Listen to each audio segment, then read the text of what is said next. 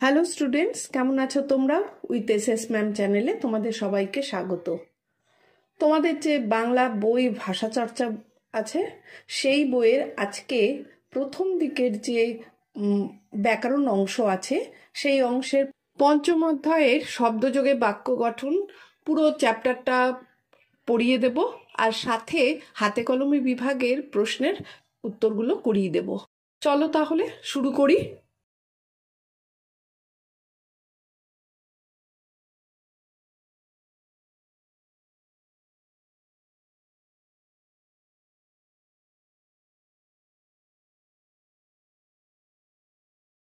প্রথমে আসছি, বাক্য কাকে বলে? এক বা একাধিক শব্দের সুশৃঙ্খল ও অর্থপূর্ণ সমষ্টিকে বাক্য বলে। অর্থাৎ যখন শব্দগুলোকে এমনভাবে সাজানো হয় যাতে একটি সম্পূর্ণ ভাব ও অর্থ প্রকাশ পায়, তখনই তাকে বাক্য বলে। উদাহরণ হলো, আমি আজ স্কুলে যাব, পাখি আকাশে ওড়ে, তোমার নাম কি, সকাল সকাল সূর্য ওঠে। এবার শব্দ কাকে বলে?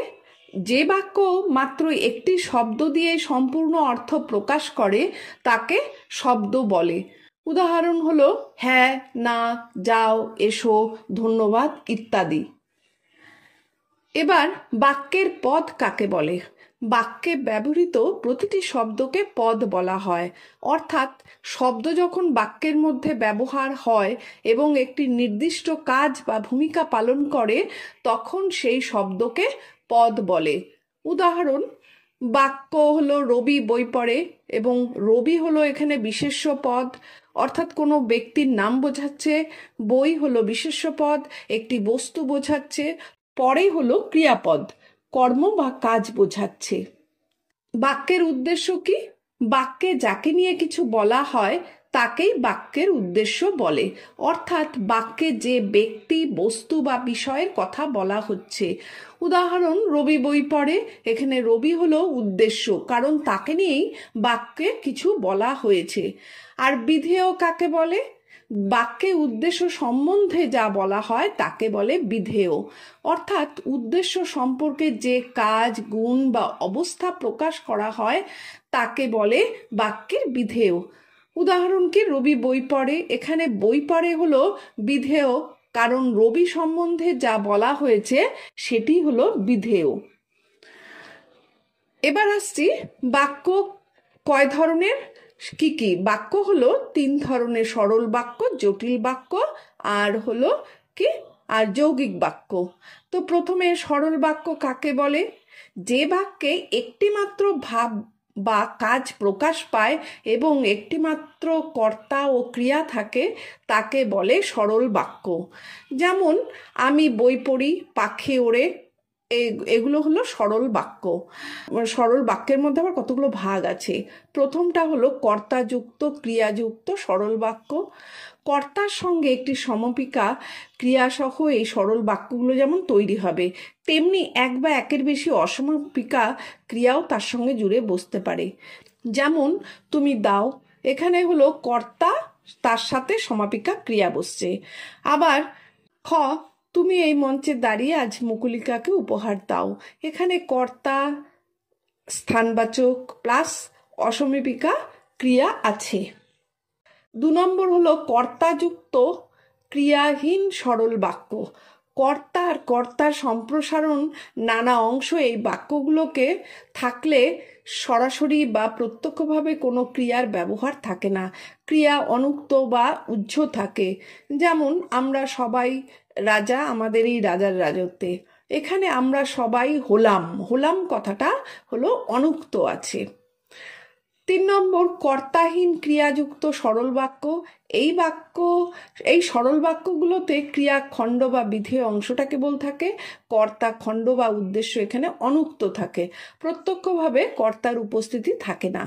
যেমন, নাক বরাবর সিধে চলে যেতে হবে, তো এখানে আপনাকে যে কথাটা সেটা এখানে অনুক্ত আছে।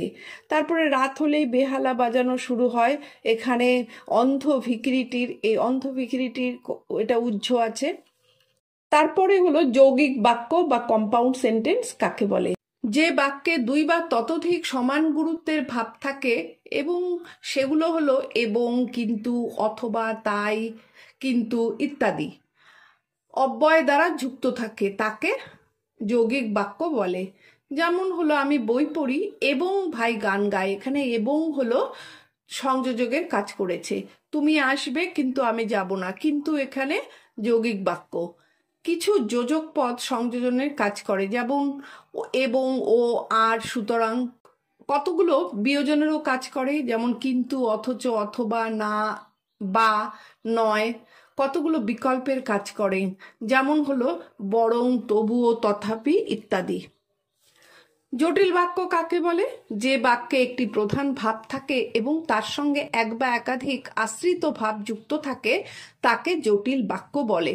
অর্থাৎ একটি মূল বাক্য থাকবে এবং একটি বা একাধিক অঙ্গবাক্য থাকবে। উদাহরণ কি, আমি জানি যে তুমি সত্য কথা বলছো। সে স্কুলে যায় যখন সকাল হয়। এবার যে, যখন, এগুলো দিয়ে এই জটিল বাক্য তৈরি হয়েছে।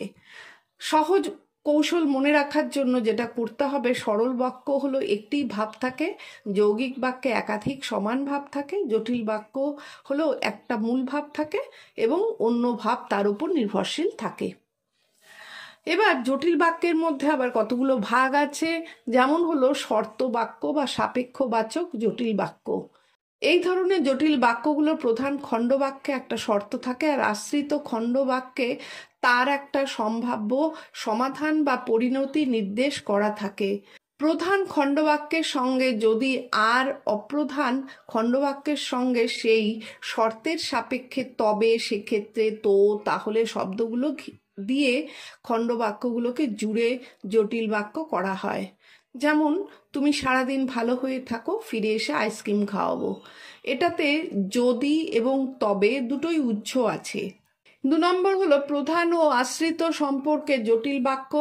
এই ধরনের জটিল বাক্যগুলোতে অপ্রধান আশ্রিত খণ্ডবাক্যগুলো প্রধান খণ্ডবাক্যে আশ্রিত হয়ে থাকে।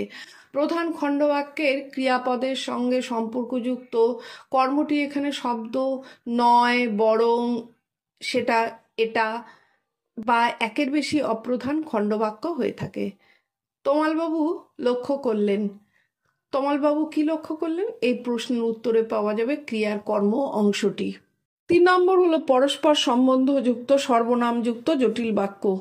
যে, সে, যার, তার, যেগুলো, সেগুলো, যত, তত, যখন, তখন, যবে, তবে, যেখানে, সেখানে, যা, তা, এইরকম কতগুলো জোড় শব্দের একটা বাক্যে বসলে আরেকটাও বসে।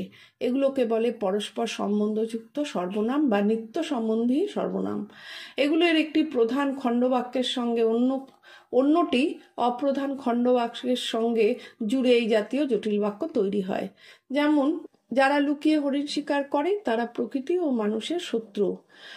এই বইটা যত নিজে নিজে বুঝবে ততই ভালো ফল করতে পারবে। এখানে বাক্যের সঙ্গে অপ্রধান খণ্ডবাক্যগুলো যখন পরিপূরক সম্পর্কে এমনভাবে যুক্ত হয় যাতে অপ্রধান খণ্ডবাক্যগুলো প্রধান খণ্ডবাক্যটির আশ্রিত মনে হয়, সেই ধরনের বাক্যগুলোই হলো জটিল বাক্য। অর্থগতভাবে বাক্যকে 4 ভাগে ভাগ করা যায়, যথা হলো বিবৃতিমূলক বাক্য, প্রশ্নবোধক বাক্য, অনুজ্ঞাসূচক বাক্য, আবেগসূচক বাক্য। বিবৃতিমূলক বাক্য কাকে বলে? যে বাক্যে কোনো বক্তব্য সাধারণভাবে বিবৃত বা বর্ণনা করা হয় তাকে বিবৃতিমূলক বা বর্ণনাত্মক বাক্য বলা হয়। যেমন, পূর্ব সূর্য দিকে ওঠে, আজ বৃষ্টি হবে না ইত্যাদি। আবার বিবৃতিমূলক বাক্য 2 প্রকার, যথা হ্যাঁ সূচক বা অস্তত্বক বাক্য, না সূচক বা নেতিবাচক বাক্য। হ্যাঁ সূচক বা অস্তিবাচক বা অস্তত্বক বাক্য কাকে বলে? যে বাক্যে কোনো ঘটনা, ভাব বা বক্তব্যের অস্তিত্ব বা হ্যাঁ সূচক অর্থ প্রকাশ পায় তাকে হ্যাঁ সূচক বা অস্তত্বক বাক্য বলে। যেমন, সেদিনও মুখ ভার করে ছিল রেণু। না সূচক বা নেতিবাচক বাক্য বা নঅর্থক বাক্য কাকে বলে? যে বাক্যে কোনো ঘটনায়, কাজে বা ভাবে অস্বীকৃতি, অনস্তিত্ব, নিষেধ বা না সূচক অর্থ বোঝায় তাকে না সূচক বা নেতিবাচক নঅর্থক বাক্য বলে। যেমন, সেদিনও রেণুর মুখ প্রফুল্ল ছিল না। অনুজ্ঞাসূচক বাক্য কাকে বলে? যে বাক্যে আদেশ, অনুরোধ, প্রার্থনা, মিনতি ইত্যাদি অর্থ প্রকাশ পায় তাকে অনুজ্ঞাসূচক বাক্য বলে। এতে সাধারণত কর্তাটি উহ্য থাকে, যেমন আমার কাজটা করে দিন বা দেবেন, অনুরোধ, প্রভু দিনের এই প্রার্থনা পূরণ করুন, এটা হলো প্রার্থনা। আবেগসূচক বাক্য কাকে বলে? যে বাক্যে বিস্ময়, হর্ষ, শোক, ঘৃণা, ক্রোধ, ভয় ইত্যাদি আবেগ প্রকাশ পায় তাকে আবেগসূচক বাক্য বলে। আবেগসূচক বাক্য মূলত আবেগের প্রকাশ, মনের আবেগের প্রকাশ। যেমন কি সাংঘাতিক লোক, এটা বিস্ময়। ছন্দে ছন্দে দুলিয়ে আনন্দে, এটা হলো হর্ষ। ছিছি তোমার এই কাজ, এটা হলো ঘৃণা। কি যন্ত্রণায় যে পড়েছে, এটা শোক। এত বড় স্পর্ধা, মুখের উপর কথা বলে, এটা হলো ক্রোধ। নির্দেশক বাক্য কাকে বলে? যে বাক্যে কাউকে কোনো কাজ করতে বলা হয় বা আদেশ, অনুরোধ, পরামর্শ দেওয়া হয় তাকে নির্দেশক বাক্য বলে। অর্থাৎ নির্দেশক বাক্য কর্ম বা কাজ করানোর উদ্দেশ্যে ব্যবহৃত হয়। যেমন বাড়ি যাও, বইটি আমাকে দাও, দয়া করে দরজা বন্ধ করো ইত্যাদি। এবার আসছি হাতে কলমে বিভাগের প্রশ্নগুলোর উত্তরে। একের দাগের প্রশ্নটি হলো নিচের ছোট বাক্যগুলোকে সম্প্রসারিত করো। একের একটা গল্পের মধ্যে অনেক ঘটনা থাকে, এটাকে সম্প্রসারিত করলে পরে যা হবে, একটা গল্পে অনেক চরিত্র ও ঘটনা একসঙ্গে গাঁথা থাকে। একের দুই, পাহাড়ের বরফ গলে নদীতে জল বাড়ছে। সম্প্রসারিত বাক্যটি হবে পাহাড়ের বরফ গলে নদীর স্রোত বেড়ে যায়। একের তিন, এপারে গঙ্গা আর ওপারে পদ্মা নদী। এটা সম্প্রসারিত বাক্য করলে হবে একদিকে গঙ্গা নদী বয়ে চলেছে, অপরদিকে পদ্মা প্রবাহিত হচ্ছে। একের চার, শীতকালে মরশুমি ফুলের মেলা বসে। সম্প্রসারিত বাক্যটি হবে শীতের নানা রঙের ফুল ফোটে, প্রকৃতিকে সাজিয়ে তোলে। একের পাঁচ, আমাদের স্কুল বাড়ি নতুন রং করা হলো। এটার সম্প্রসারিত বাক্যটি হবে স্কুল বাড়িটি নতুন রঙে রঙিন হয়ে আরো সুন্দর হয়েছে। দুয়ের দাগে প্রশ্নটি, পাঁচটি করে বাক্য তৈরি করো। দুয়ের এক হলো কর্তাযুক্ত ও ক্রিয়াযুক্ত সরল বাক্য। তো এর উদাহরণ পাঁচটা কি কি হবে? যে কর্তাযুক্ত ও ক্রিয়াযুক্ত সরল বাক্যের মধ্যে যেখানে কর্তাও থাকবে আর ক্রিয়াও থাকবে। রাহুল বই পড়ে, আমি গান গাই, তারা খেলতে যায়, আমরা ভাত খাই, পাখি আকাশে ওড়ে। এখানে দেখো রাহুল হলো কর্তা এবং ক্রিয়া হলো কি বই পড়ে। আবার দুয়ের দুই, কর্তাযুক্ত ও ক্রিয়াহীন সরল বাক্য, যেখানে কর্তা আছে কিন্তু ক্রিয়া নেই। উদাহরণ কি? রাহুল আমাদের বন্ধু, আমি স্কুলের ছাত্রী, সে খুব সুন্দর, আকাশ মেঘলা, মা খুব স্নেহশীলা। এখানে কোনো ক্রিয়া নেই, শুধুমাত্র কর্তা আছে। দুয়ের তিন, কর্তাহীন ও ক্রিয়াহীন সরল বাক্য, যেখানে ক্রিয়া আছে কিন্তু কর্তা প্রকাশিত হয়নি। উদাহরণ কি? আসো, যাও, খাও, বসো, শোনো ইত্যাদি। এবার এগুলো মনে রাখার জন্য কি করতে হবে? কর্তা ও ক্রিয়া যদি থাকে তাহলে সম্পূর্ণ বাক্য, কর্তা থাকলেও ক্রিয়া না থাকলে বর্ণনামূলক বা পরিচয়মূলক বাক্য, এবং ক্রিয়া থাকলেও কর্তা না থাকলে হলো আদেশ, অনুরোধ, নির্দেশমূলক বাক্য বলে। তিনের দাগে প্রশ্নটি, নিচের সরল বাক্য দুটির জোড়কে প্রথমে যৌগিক ও পরে জটিল বাক্যে রূপান্তরিত করো। তিনের এক আছে, উত্তর দিক থেকে কনকনে ঠান্ডা হাওয়া বইছে, সবাই শুকনো ডালপালা জ্বালিয়ে আগুন পোহাচ্ছে। প্রথমে এটা যৌগিক বাক্য, উত্তর দিক থেকে কনকনে ঠান্ডা হাওয়া বইছে, তাই সবাই শুকনো ডালপালা জ্বালিয়ে আগুন পোহাচ্ছে। আর জটিল বাক্য কি হবে? উত্তর দিক থেকে কনকনে ঠান্ডা হাওয়া বইছে বলেই সবাই শুকনো ডালপালা জ্বালিয়ে আগুন পোহাচ্ছে। তিনের দুই, দিনরাত এক করে সবাই খাটছে, আগামী সপ্তাহে নতুন রাস্তা তৈরি হয়ে যাবে। যৌগিক বাক্য, সবাই দিনরাত এক করে খাটছে, তাই আগামী সপ্তাহে নতুন রাস্তা তৈরি হয়ে যাবে। আর জটিল বাক্য কি হবে? আগামী সপ্তাহে নতুন রাস্তা তৈরি হয়ে যাবে কারণ সবাই দিনরাত এক করে খাটছে। তিনের তিন, কালি গাছের ডালগুলো খালি ছিল, আজই ডালগুলো ফুলে ফুলে ভরে গেছে। যৌগিক বাক্য হবে কালি গাছের ডালগুলো খালি ছিল কিন্তু আজই ডালগুলো ফুলে ফুলে ভরে গেছে। আর জটিল বাক্য কি হবে? গাছের ডালগুলো কালি খালি ছিল অথচ আজই ডালগুলো ফুলে ফুলে ভরে গেছে। তিনের চার, নদীর ঘাটে নৌকা বাঁধা আছে, ঘাটে স্নান করতে গিয়ে দেখি জলের ঢেউয়ে নৌকাটা দুলছে। এটা যৌগিক বাক্য কি হবে? নদীর ঘাটের কাছে নৌকা বাঁধা আছে এবং ঘাটে স্নান করতে গিয়ে দেখি জলের ঢেউয়ে নৌকাটি দুলছে। জটিল বাক্য হবে আমি যখন ঘাটে স্নান করতে গেলাম তখন দেখলাম নদীর ঘাটের কাছে বাঁধা নৌকাটা জলের ঢেউয়ে দুলছে। 3-5 সরল বাক্য আছে। সরল বাক্যটা কি? রবীন্দ্রনাথ ঠাকুর অনেক কবিতা রচনা করেছিলেন। রবীন্দ্রনাথ ঠাকুরের লেখা নাটক আর গল্পগুলিও পড়তে ভালো লাগে। এটাকে যৌগিক বাক্যে রূপান্তরিত করতে হবে। রবীন্দ্রনাথ ঠাকুর অনেক কবিতা রচনা করেছিলেন এবং তার লেখা নাটক আর গল্পগুলিও পড়তে ভালো লাগে। জটিল বাক্য হবে রবীন্দ্রনাথ ঠাকুর অনেক কবিতা রচনা করেছিলেন, তার লেখা নাটক ও গল্পগুলিও পড়তে ভালো লাগে। 4 থেকে প্রশ্নটি নিচের নির্দেশ অনুযায়ী বাক্যগুলোকে রূপান্তরিত করো। 4-1 সেদিনের খেলা শেষ হলো এবং সবাই খুশি মনে বাড়ি ফিরল। এটাকে সরল বাক্যে করতে হবে। সেদিনের খেলা শেষ হয়ে সবাই খুশি মনে বাড়ি ফিরল। 4-2 আমরা ছবি আঁকতে আঁকতে গান শুনছিলাম। যৌগিক বাক্যে করতে হবে। আমরা ছবি আঁকছিলাম এবং গানও শুনছিলাম। 4-3 গ্রামের যেদিকে নদী রয়েছে সেদিকেই জমিদার বাড়িটা। এটাকে সরল বাক্যে করতে হবে। সরল বাক্য হবে নদীর দিকেই গ্রামের জমিদার বাড়িটা। 4-4 সকলে সাদা খাতা তোলো আর একটি বৃত্ত আঁকো। এটা সরল বাক্যে করতে হবে। সকলে সাদা খাতা খুলে একটা বৃত্ত আঁকো। 4-5 দিনের বেলা মেলায় গেলেও এখনো ফিরে আসেনি। জটিল বাক্যে করতে হবে। যদিও সে দিনের বেলা মেলায় গিয়েছিল তবুও এখনো ফিরে আসেনি। 4-6 যেহেতু প্রচন্ড বৃষ্টি শুরু হলো সেহেতু বাড়ি থেকে বেরোতে পারলাম না। এটা যৌগিক বাক্যে করতে হবে। প্রচন্ড বৃষ্টি শুরু হলো তাই বাড়ি থেকে বেরোতে পারলাম না।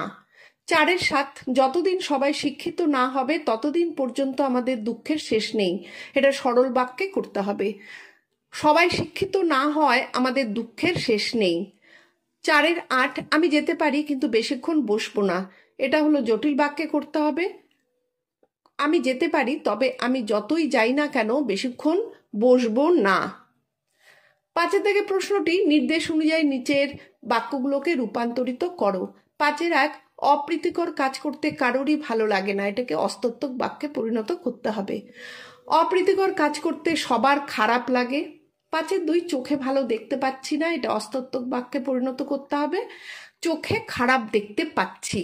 5-3 তুমি এখন বসে পড়ো। এটাকে ন-অর্থক বাক্যে পরিণত করতে হবে। উত্তর হবে তুমি এখন দাঁড়িয়েও না। 5-4 পড়া শেষ হয়ে গেলে বই বন্ধ করো। এটা ন-অর্থক বাক্যে পরিণত করতে হবে। উত্তর হবে পড়া শেষ হয়ে গেলে বই খোলা রেখো না। 5-5 এবারে আমের ফলন খারাপ নয়। অস্তত্বক বাক্যে পরিণত করতে হবে। এবারে আমের ফলন ভালো। 5-6 রাতে ট্রেন ধরতে হলে তাড়াতাড়ি করো। এটাকে ন-অর্থক বাক্যে পরিণত করতে হবে। উত্তর হবে রাতে ট্রেন ধরতে হলে দেরি করো না। তাহলে তোমাদের এই শব্দযোগে বাক্য গঠন পুরো চ্যাপ্টারটাই হয়ে গেল। এর পরের ভিডিওতে থাকবে ধাতুরূপ, ধাতু বিভক্তি, ক্রিয়া বিভক্তি ও ক্রিয়া। আর এখনো যারা উইথ এসএস ম্যাম চ্যানেলটি সাবস্ক্রাইব করোনি তারা চটপট সাবস্ক্রাইব করো আর বেল বাটনটি অন রাখো আর লাইক শেয়ার কমেন্ট করতে ভুলবে না। তাহলে চলো, টাটা।